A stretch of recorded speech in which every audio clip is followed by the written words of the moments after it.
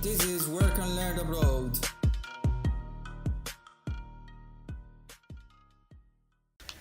Welcome to this new episode of Work and Learn Abroad. Today we got a special guest she's from a security engineer field. She has been in Ireland for a while and she will be speaking about her experience about living abroad, working abroad and studying abroad. So, how are you doing, Myriam? Hello, Leo. Not too bad. How are you? Good. So, maybe if you start to tell a little bit about yourself. Okay. So I'm Myriam, and I wasn't always a security engineer. I did the bachelor's and the master's in computer science in Italy, and I used to think that if you work hard, it doesn't matter which university you are studying into, because as long as you work hard, you're gonna have the same level of knowledge as others. Mm-hmm. And I realized later that I was wrong because it actually... How later? When? When I moved abroad. When you moved abroad. Yeah. Okay. So I wanted to study abroad ever since I was a teenager and live abroad as well, because I've always been attracted by the cliffs and in the natural landscape in the UK and Ireland actually. Okay. And so I've always actually made sure that I was studying English in middle school. We have middle school in Italy, which is between the age of 11 and 13, and then also in high school. Okay. So when I went abroad later on, I was facilitated by the fact I wasn't afraid. Okay. Of the fact About the language. Yeah, even though it's not a strict requirement, because I've met later on in Ireland people with all levels of English, and as long as they can do the job right, they're fine. So, you did university in Italy, and then you decided to go abroad and use your English and study or work? So I was facilitated because I already had the English. Okay. And it was for studying my PhD after the master's. Okay. And it wasn't conscious effort. I mean, I wasn't actively looking to go abroad. It just happened because I was in a long-term relationship for 9 years. And so I kind of didn't want to move abroad anymore. Okay. I was kind of all right. Yeah. But then because I wanted to do a PhD, and the PhD in my city, for doing it in my city and my university, I would have had to wait for another year. Okay. Because in Italy works that there are batches of PhD students. If you miss the deadline for one batch and you graduate after that, even though it's in the same year, you need to wait another year. Yeah. So I was working in a biotechnology CERN, the Central National Research Center, and for biotechnology for 3 months, waiting for the PhD, and I saw the ad for a PhD in Ireland, in Galway, that was on the same topic as my master's thesis. Okay. So I thought I must apply. Like, it's the same topic. I really need to. Yeah. Everything was fine, the same level. I studied hard. Yes. I just said, yeah. And it's a PhD, and the institute was good, and relevant for the topic I did the master thesis on. So I applied. I did the interview. Was it tough to apply? Well, the application, you just send the CV. And then the interview was via Skype, I think it was at the time. It was only one interview with my supervisor, and I got the position. Okay, how did you feel doing the interview in English? Oh, well, again, because I've always thought I wanted to live abroad in my middle school and high school, my level of English was all right. Okay. Because I studied computer science, and 90% of whatever material I found online, I was finding online, it was always in English. Yeah. There was no problem for me. Okay. No, it wasn't really not a problem. Okay, so you applied to the PhD, and then you got a letter back from them. Yes. You got accepted. Exactly. And then it was time to move. to Ireland. Yes, So how was exactly. that transition for you? Yeah.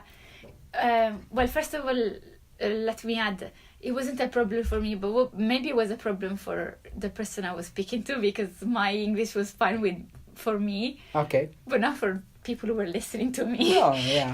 Well, you got You know, you got the accent. position, Yes, so yeah. that means a lot. So that they knew where you were Yeah. staying. And the other person interviewing me was French, and his level of English was also not great. Okay. So you can see it happens that too. So moving out, yeah, that was traumatic. That was really traumatic. Okay. And on what bit was traumatic to you? Before coming or after coming here? No, so before coming, there was a lot of ask. At one point, I was almost going to refuse. Oh. Why? But then, yeah, because of my relationship. Okay. But at one point, because there was no way in which my boyfriend, ex-boyfriend at that time, Yeah. could have come over. Okay. Because he was studying there and stuff. Yeah. So, but then I asked myself, what is the choice that I would regret the least? Mm-hmm. And that was to leave.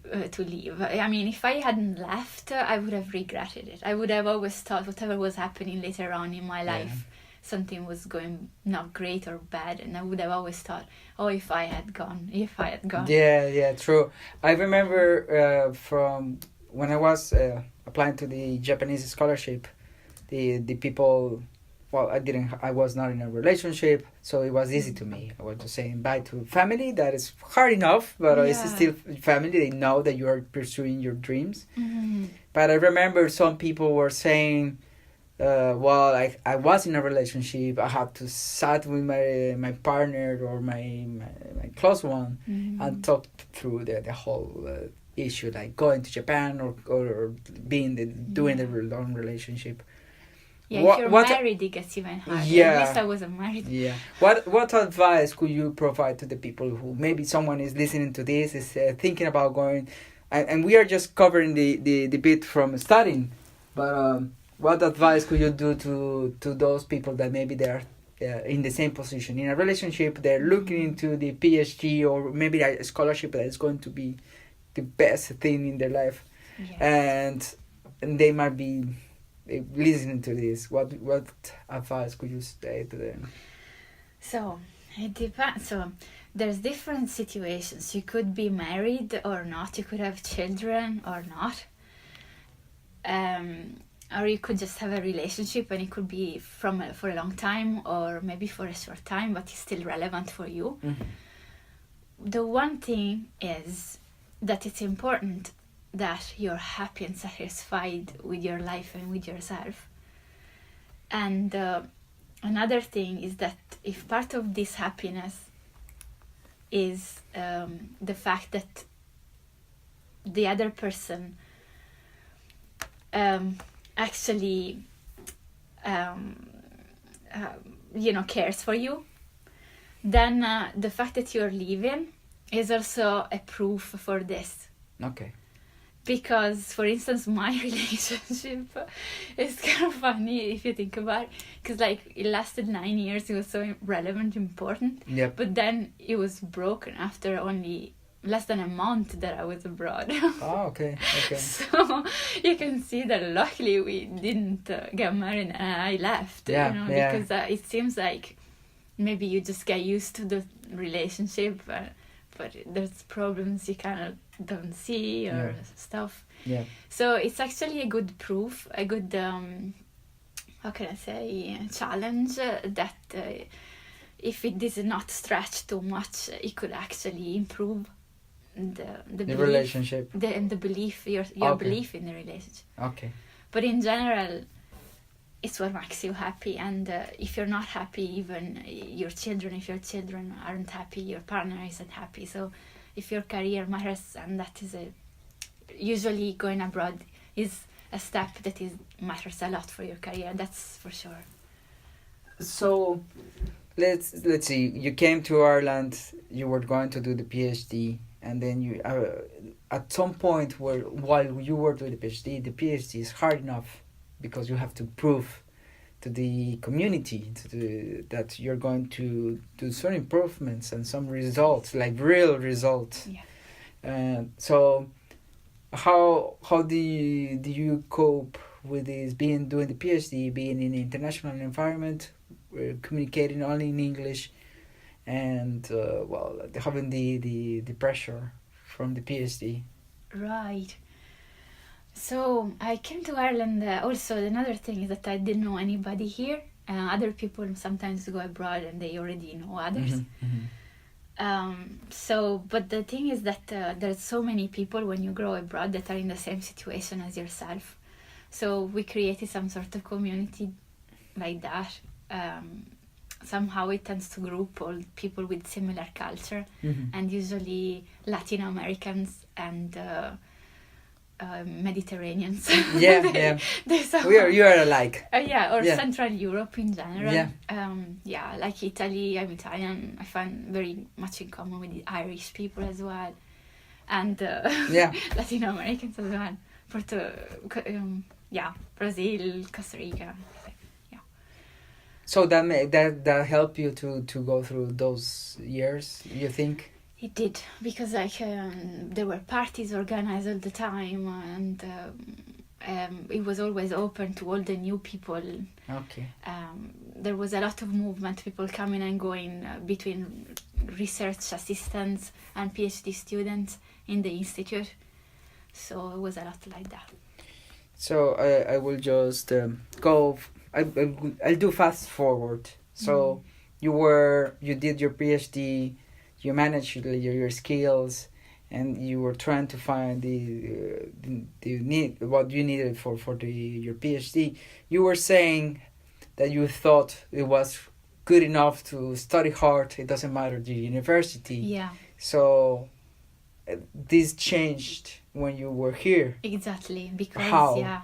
Yeah, because I noticed that when I arrived here, many things. So first of all, initially, there's by law you cannot start your PhD if you haven't finished your master. Okay. While in Ireland, you can choose either to do the master or to do the PhD. And also in Ireland, the university starts much earlier. I think 2 or 3 years earlier. So I was starting my PhD, and there were people starting their PhD that were like 5 years younger than me, Okay. Just because in Ireland is a different system setup. Yeah. And also I noticed others from other universities that had already submitted publications. So in PhD, environments academia, you publish papers. And during their masters, during their studies, the university that are good somehow support students to publish. Well, I did maybe interesting work in my exams, but they were never published in any paper. Maybe the research assistants were publishing with my work, but no, I wasn't involved. And that matters on your CV. Perhaps it matters even if you want to go into the industry and not in academia. And you got to the end of your PhD. How long did it last? 4 years. 4 years. So you were around 4 years here in Ireland, and it was time to decide, well, am I going back home, or am I staying in Ireland and finding a job? How did you do this decision? So going back home was never a question. Never for me. a question. No. Okay.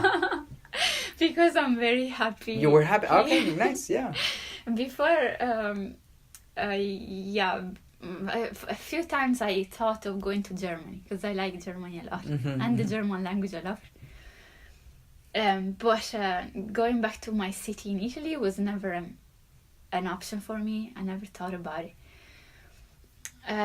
because of the culture.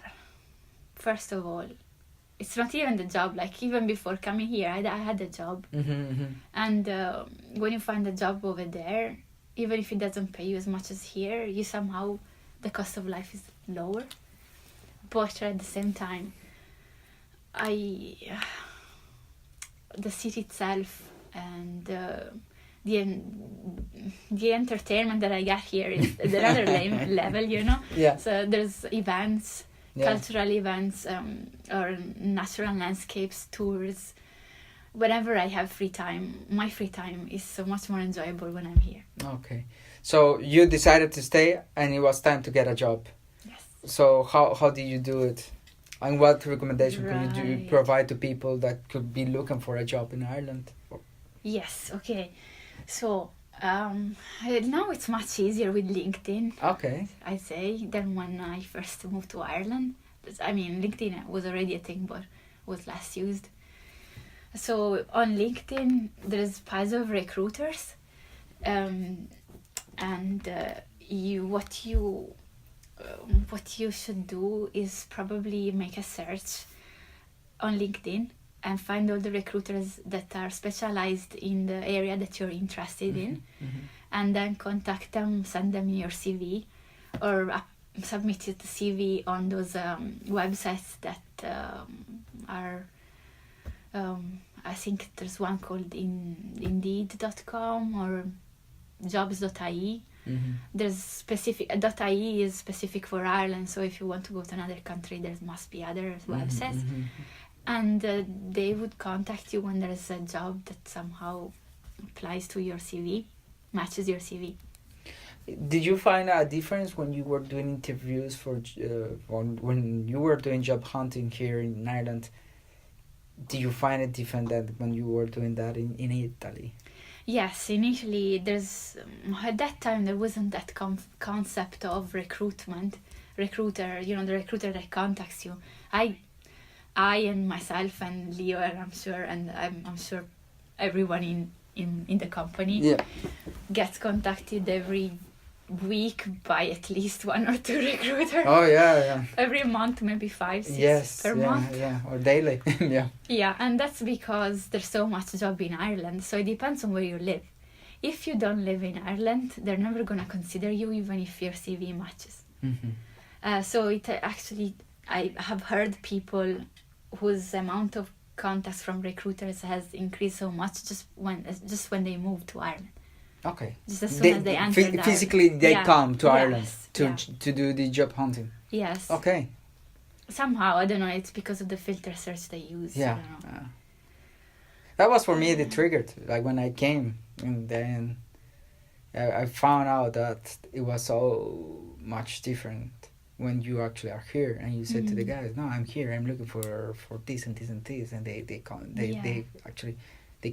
call you and they say, "Okay, come and meet me," or just do a Skype, and you are in the country, and they can say, "Come to the office," but they say, "Okay, let's do a Skype." But you are here, so they kind of feel like, okay, you did the first step, that it was coming here.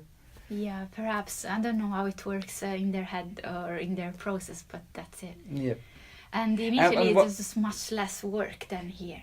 And when you were doing the interviews, do you find some kind of cultural shock about how to do the interviews, or when you started to do work here in your office and environment, did you find a difference between being in the lab and at university or being in Italy or here? Yeah. Yes. Initially, I've only worked for 3 months. Oh, okay. So the little experience. But there is definitely a difference. Yeah.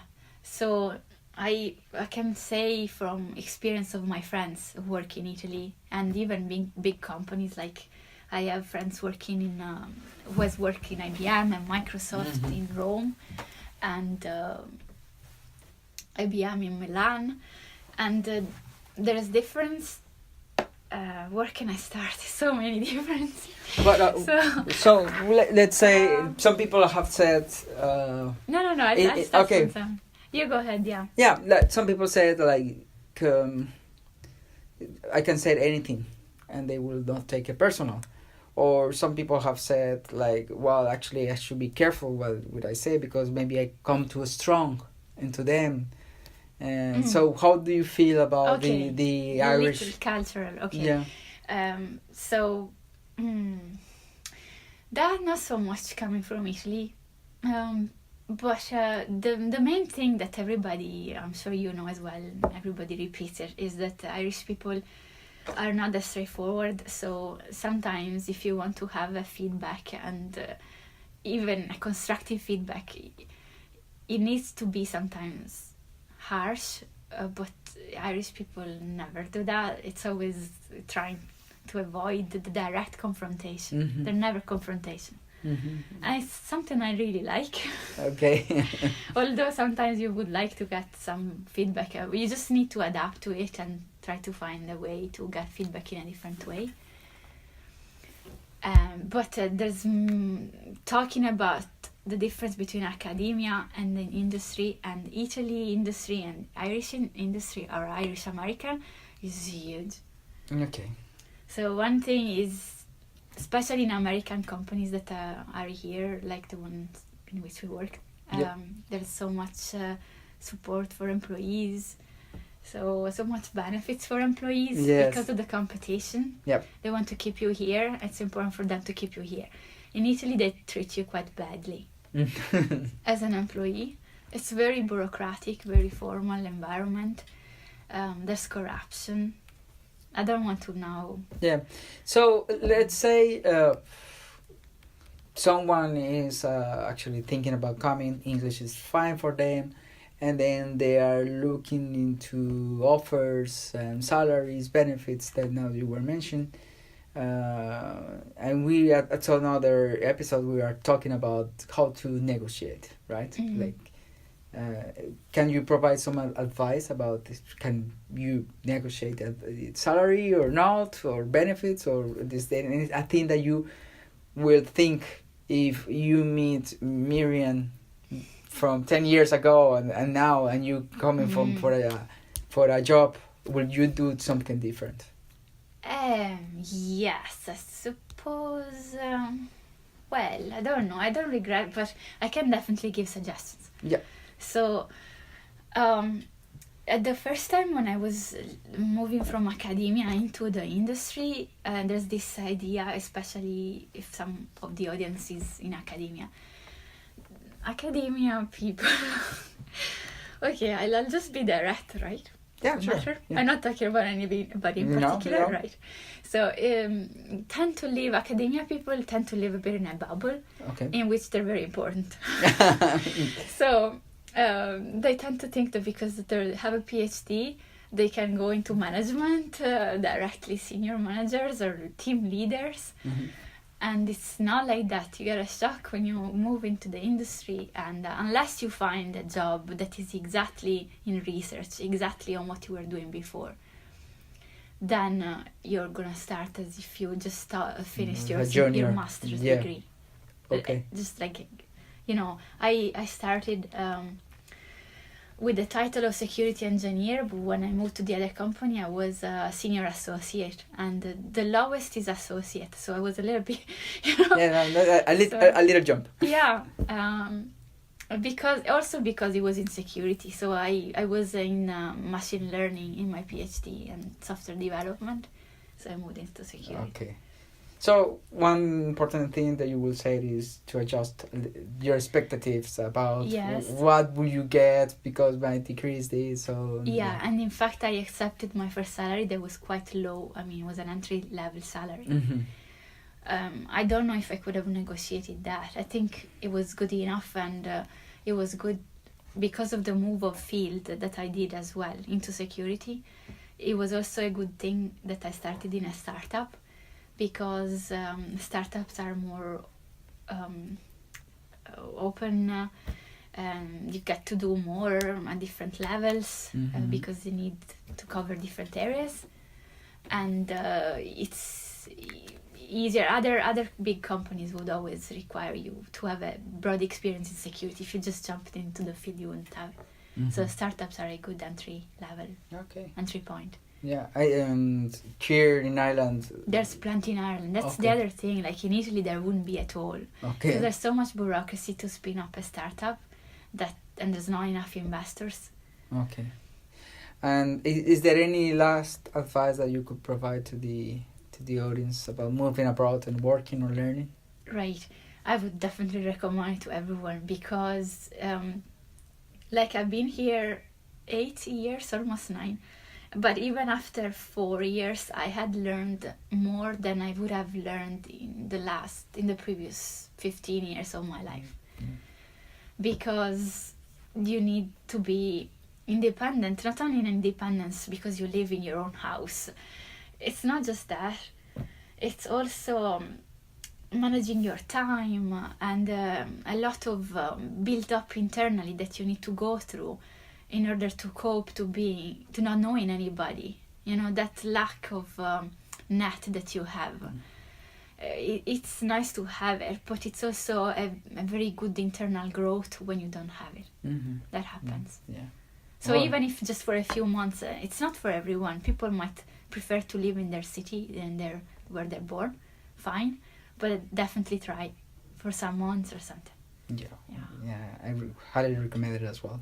Well, thank you so much, Myriam, for Thank you for the opportunity. If someone wants to contact you, is there a way to do it? So it's iammyr@email.com. Great. And for me, it will be leonardo.martin@pm.me. Thank you so much. Thank you. Okay. Bye. Bye. This is Work and Learn Abroad.